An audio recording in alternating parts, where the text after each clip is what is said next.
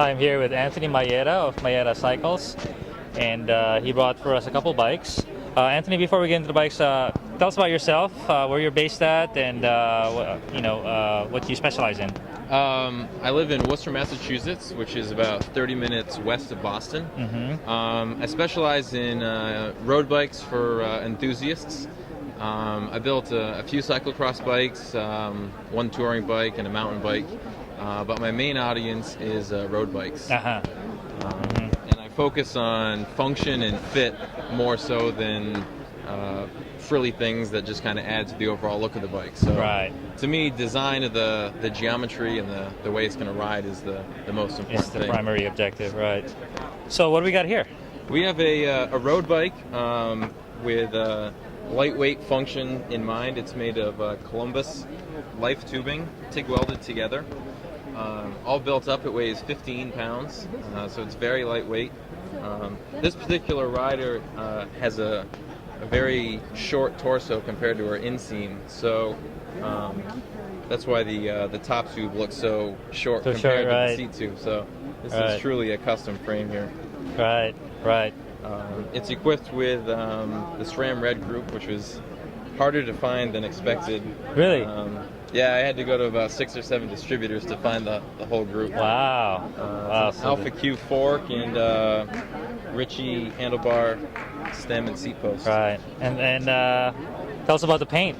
The paint is pretty special. It's got geometric lines that are inspired by Frank Lloyd Wright, and it goes from a dark purple to a light purple fade across the whole frame, and then it's got 2 different layers of green curved lines on it that are intended to imply an iris design. And then there's drops of harlequin in the clear coat, so it adds a little glimmer to the shine. Right. And I notice your logo looks like you can read it from a couple of directions. Yeah, the logo is it's called an ambigram, and it actually reads the same rotated 180 degrees. Right. And the fellow who designed the ambigrams for Dan Brown's book Angels and Demons designed this logo. No way. Yeah. That's great. Yeah, so it's that's awesome. I always try to put the logo on top of the tube so that you're kind of forced to see it from both directions. Yeah, that's when I really see it. Yeah. At the top. Well, great. It's a beautiful bike. Thank you. So, Anthony, tell us about this bike we have in front of us. This bike is it's kind of a country cruiser bike. I actually the genre I put in is a country bike. Country bike. And this customer specifically requested that he wanted to ride it on the carriage roads of Acadia National Park in Maine, which are these 10-foot wide sintered trails, sintered gravel trails in Acadia Park that the Rockefellers built in the 20s and 30s.